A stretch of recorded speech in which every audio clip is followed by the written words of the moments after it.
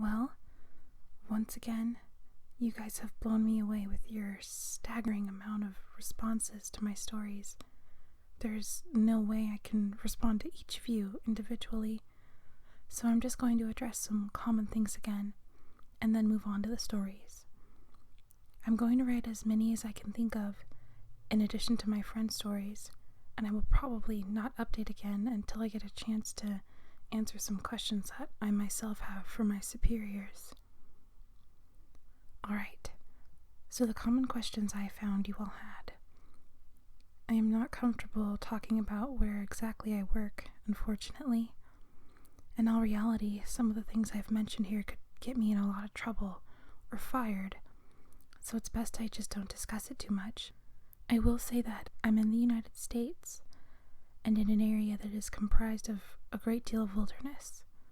We're talking hundreds of miles of thick forest, with a mountain range and a few lakes. There is still a great amount of interest in the stairs, and luckily for you guys, my friend has a story that I think you'll all be very interested in. I'll go into that more at the end of this update. As for whether or not I have ever thought of asking my superiors about them, I have. But again, I don't want to risk my job. However, one of my former superiors no longer works as an SAR officer, and it's possible that he may be willing to talk about it. I'll be speaking to him later in the week, and I'll let you all know what comes of that. As far as advice on becoming a search and rescue officer goes, I think the best advice I can give you is to contact your local Forest Service office and see if they offer training and courses, or what the qualifications are. I've been doing this for years, and I started out as a volunteer helping out on SAR operations. It's a great job, despite the occasional tragic situations, and I wouldn't want to do anything else. Alright, let's move on to the stories. The first happened on a case that I went out on right after I got out of training, and was still pretty new to everything. Before I took this job, I was a volunteer, so I had a basic idea of what to expect, but on these calls you're mostly dealing with finding lost people after vets have found signs of them. As an SAR officer, you go out for all kinds of cases, from animal bites to heart attacks. This case got called in early in the morning from a young couple who were up on one of the trails that goes by the lake. The husband was completely hysterical, and we couldn't really figure out what was going on. We could hear the woman screaming in the background, and he was begging us to come up there right away. When we get there, we see him holding his wife, and she's got something in her arms. She's screaming these awful, almost animal-like screams, and he's sobbing. He sees us and he screams at us to help them, to please get an ambulance up there. Now, we obviously can't just drive an ambulance up the walking path, so we ask him if his wife needs help, or if she can walk on her own. He's still hysterical, but he manages to tell us that it's not his wife that needs help. I go over while one of the vets tries to calm him down, and I ask the wife what's going on. She's rocking, holding something, and just shrieking over and over. I crouch down and see that whatever she's holding, it's covering her with blood. That's when I notice the sling on her front and my heart sinks. I ask her to tell me what's going on, and I sort of pry her arms gently open so I can see what she's holding. It's her baby, obviously dead. His head is caved in on one side, and he's covered in scratches. Now, I've seen dead bodies before, but something about this whole situation hits me hard. I have to take a second to compose myself, and I get up and go get one of the other vets who's standing by. I tell him that it's a dead kid, and he sort of pats my shoulder and tells me he'll deal with it. It took us over an hour to get this woman to let us see her kid. Every time we try to take him from her, she flips out and tells us we can't have him, that he'll be okay if we just leave her alone and let her help him. But eventually, one of the vets manages to calm her down, and she gives us the body. We took it back to the med area, but when the EMTs showed up, they told us that there was never any hope of saving the kid. He died instantly from the trauma to his head. I was good buddies with one of the nurses who met them at the hospital, and she told me later what had happened. Turns out the couple had been walking with the baby in the sling, and they stopped because the kid was fussing. The dad takes the kid and is holding him, looking out over this little gully by the path. The mom comes to stand next to him, but she ends up stepping on a loose patch of soil, and she trips. She falls into the dad, who drops the baby, who ends up falling about 20 feet down this little gully onto the rocks at the bottom. The dad climbed down and recovered the kid, but he'd fallen right on his head and was dead by the time he got there. The baby was only about 15 months old. It was a total freak accident, a series of events that coalesced into the worst possible outcome. Probably one of the more awful calls I've been on. I haven't seen a lot of animal bites in my time as an SAR officer, mostly because there aren't that many animals that come around the area. While there are bears in the area, they tend to stay pretty far from people, and sightings are highly unusual. Most of the animals you see are small ones like coyotes, raccoons, or skunks. What we do see frequently, though, are moose. And let me tell you, moose are nasty fuckers.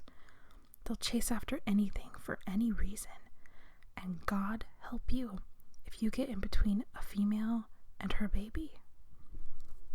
One of the more amusing calls was of a guy who'd gotten chased down by an absolutely massive male moose and was stuck up a tree. It took us almost an hour to get him down, and when he was finally on solid ground again, he looks at me and says, "God damn, them fuckers is big up close." I guess that's not really a scary story, but we still laugh about that one. I honestly don't know how I'd forgotten this story, but it is, by far, the scariest thing that's happened to me. I guess maybe I've tried so long to forget about it that it just didn't come to my mind right away. As someone who spends literally all of their time in the woods, you don't ever want to let yourself get scared of being alone or out in the middle of nowhere. That's why when you have experiences like this, you tend to just forget about them and move on. This is, to date, the one thing that's ever made me really consider if this job is the right one for me. I don't really like talking about it much, but I'll do the best I can to remember it all. As I recall, this took place right at the end of spring. It was a typical lost child call. A 4-year-old girl had wandered away from her family's campsite and had been missing for about 2 hours. Her parents were completely despondent and told us what most parents do. My kid would never wander away. She's so good about staying close. She's never done anything like this before. We assure the parents that we'll do everything we can to find her, and we spread out in a standard search formation. I was partnered with one of my good buddies, and we were sort of casually holding conversation while we hiked. I know it sounds callous, but you do sort of become desensitized when you've done this long enough. It becomes the norm, and I think, to a certain extent, you have to learn to desensitize yourself in order to work this job. We search for a good 2 hours, going well beyond where we think she'd be, and we come out of a small valley when something makes us both stop in unison.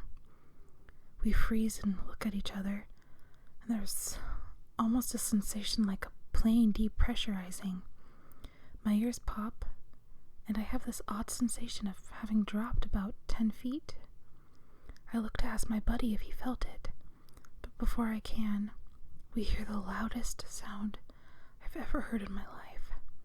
It's almost like a freight train passing by directly by us, but it's coming from every direction at once, including above and below us. He screams something at me, but I can't hear him over this deafening roar. Understandably freaked out, we look all around us, trying to find the source of the sound, but neither of us sees anything.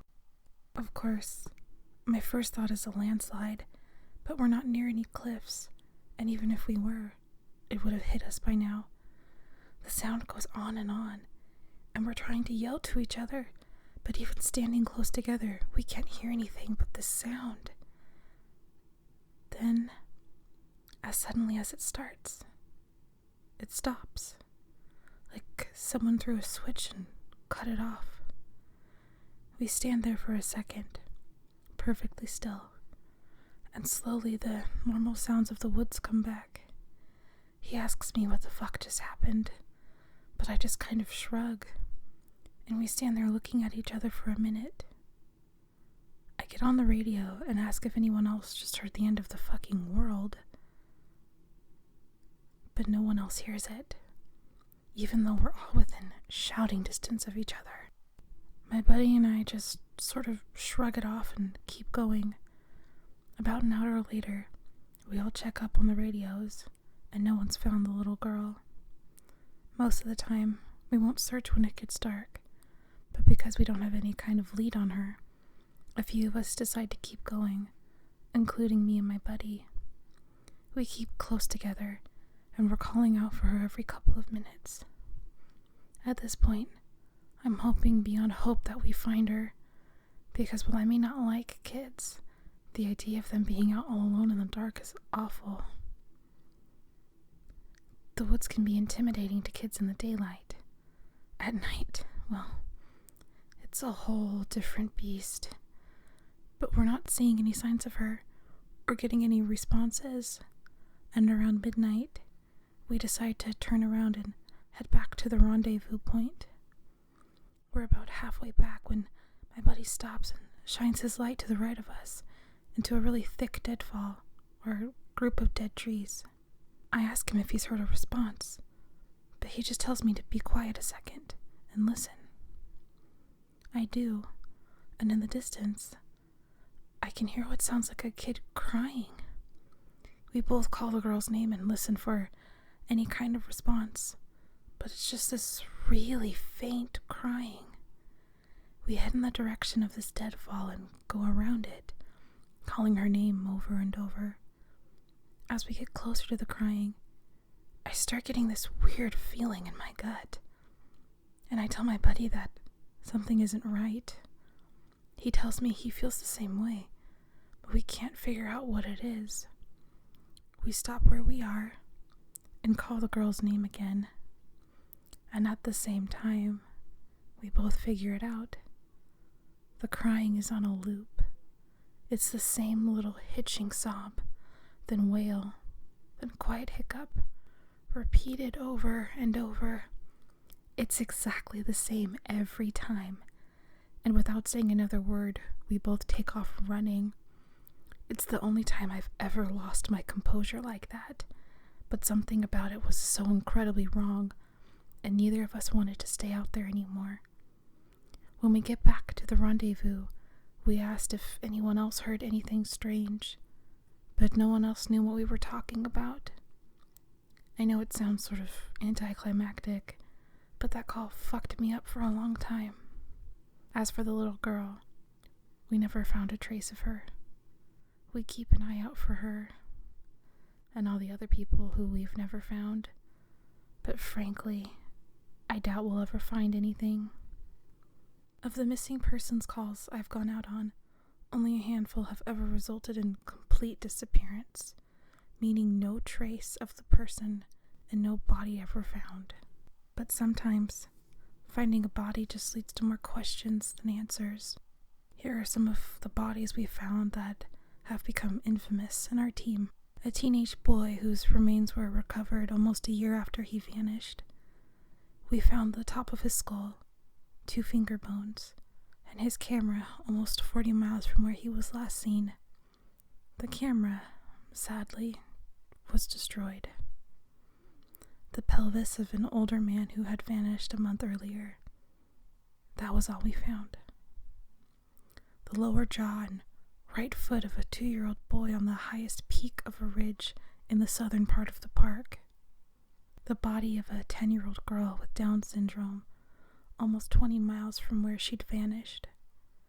She had died of exposure 3 weeks after going missing, and all of her clothes were intact except for her shoes and jacket. There were berries and cooked meat in her stomach when they did the autopsy. The coroner said it appears as if someone had been taking care of her.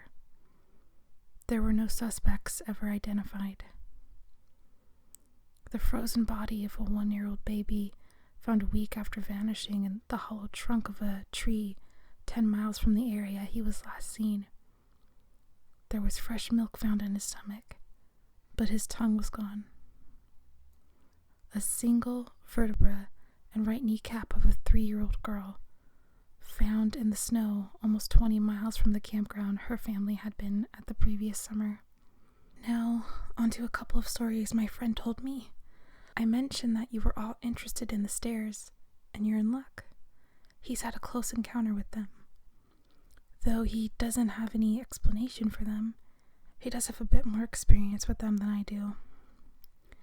My buddy has been a search and rescue officer for about 7 years.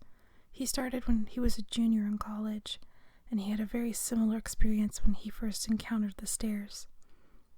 His trainer told him almost the same thing mine did, which was to never go near, touch, or ascend them.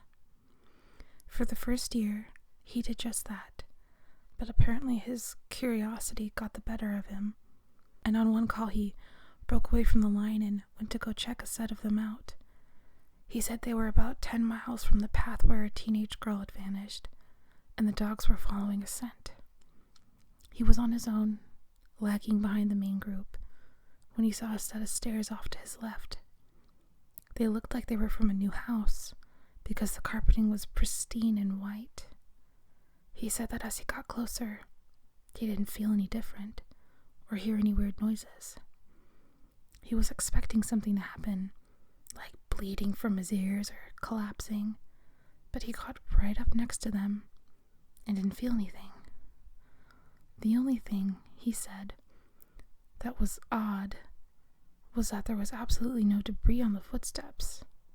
No dirt, leaves, dust, anything.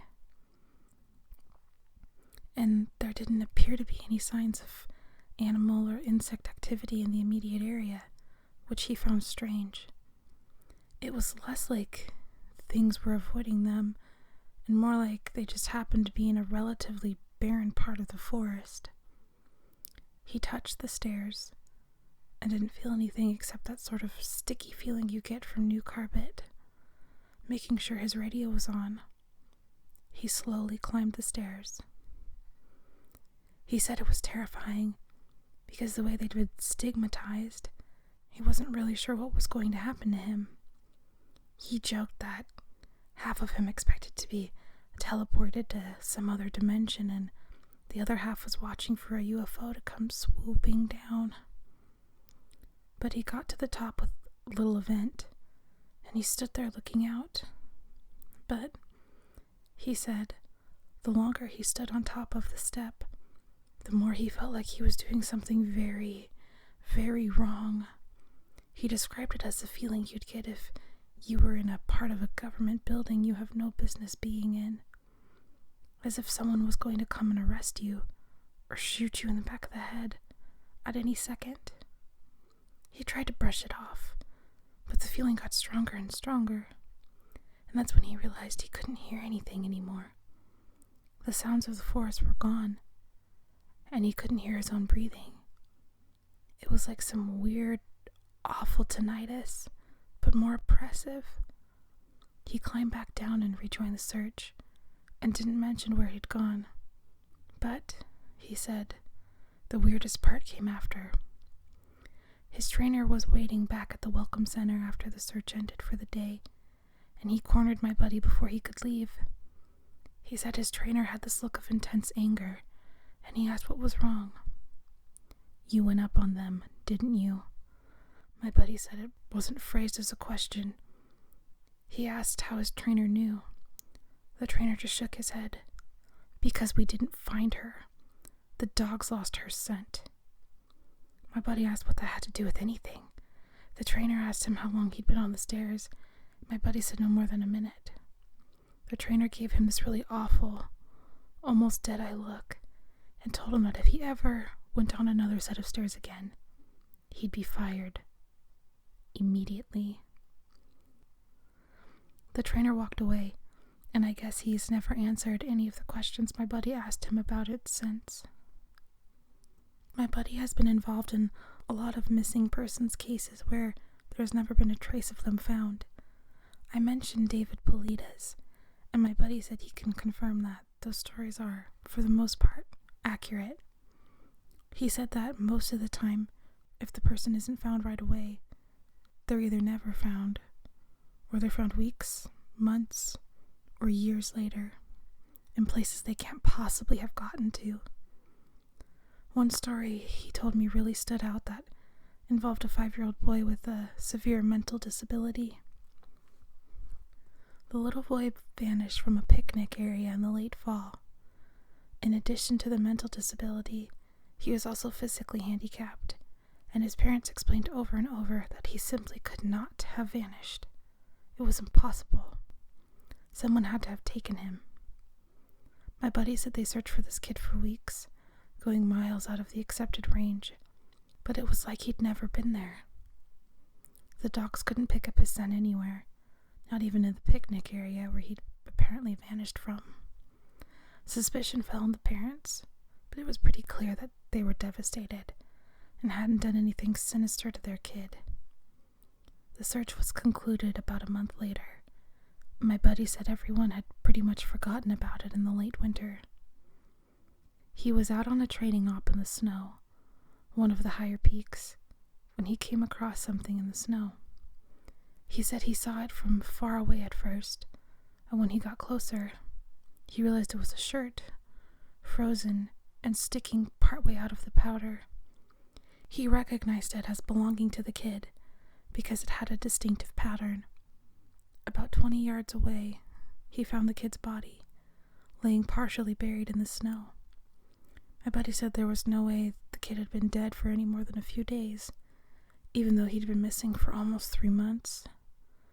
The kid was curled around something, and when my buddy brushed off the snow to see what it was, he said he almost couldn't believe what he was seeing. It was a big chunk of ice that had been carved crudely to look like some sort of person. The kid was holding it so tight that it had frostbitten his chest and hands, which my buddy could tell even with the decay that had taken place. He radioed the rest of the crew, and they took the body off the mountain. Now, he recapped all of this for me, and to put it simply, there was no way this kid could have both survived for almost 3 months on his own, or have gotten to this peak. There was no physical way this child could have walked almost 50 miles and ended up on the top of a goddamn mountain. To top it off, there was nothing in the kid's stomach or colon. Nothing. Not even water. It was like, my buddy said, the kid had been taken off the face of the earth, put in suspended animation, and dropped on this mountain months later, only to die of exposure. He's never really gotten over that one. The last story I'll share from him was one that took place relatively recently, only a few months ago. They were out doing a recon for mountain lions because there had been several reports of sightings in the last couple of days. One of our jobs is to scout out the areas where these animals are seen to ensure that, if they are in the area, we can warn people and close off the trails. He was off on his own in a very heavily forested part of the park toward dusk when he heard what sounded like a woman screaming in the distance.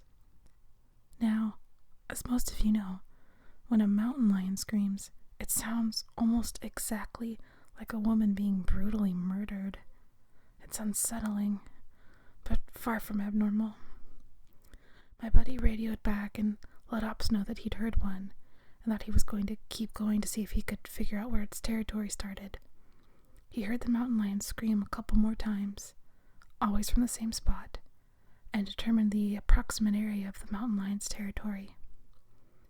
He was about to head back when he heard another scream, this time only within a few yards of him. Of course, he freaks out and starts heading back at a much faster pace, because the last thing he wants is to run into a goddamn mountain lion and get mauled to death. As he got back on the path and started heading back, a scream followed him, and he broke into a jog. When he was about a mile from ops, the screaming stopped, and he turned around to see if it was following him.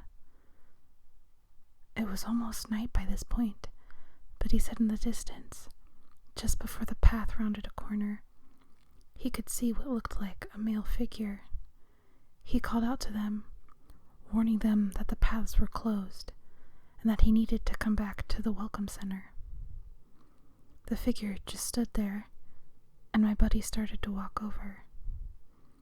When he was about 10 yards away, the figure took, as he described, an impossibly long step toward him and let out the same scream my buddy had been hearing. My buddy didn't even say anything. He just turned and sprinted back to ops, never looking behind him. By the time he got back, the screaming had moved back into the woods. He didn't mention it to anyone else, just said that there was a mountain lion in the area and that they need to close those paths until the animal could be located and moved. I'm going to end this entry here, since it turned into a huge wall of text. I'm going to be heading out in a yearly training op tomorrow morning, so I'll be gone until early next week. I'll be meeting with a lot of former trainers and buddies who work in other areas of the park, and I'll be asking around about any stories they'd like to share. I'm so glad you guys have been interested in my stories, and once I'm back from this op, I'll continue to share them.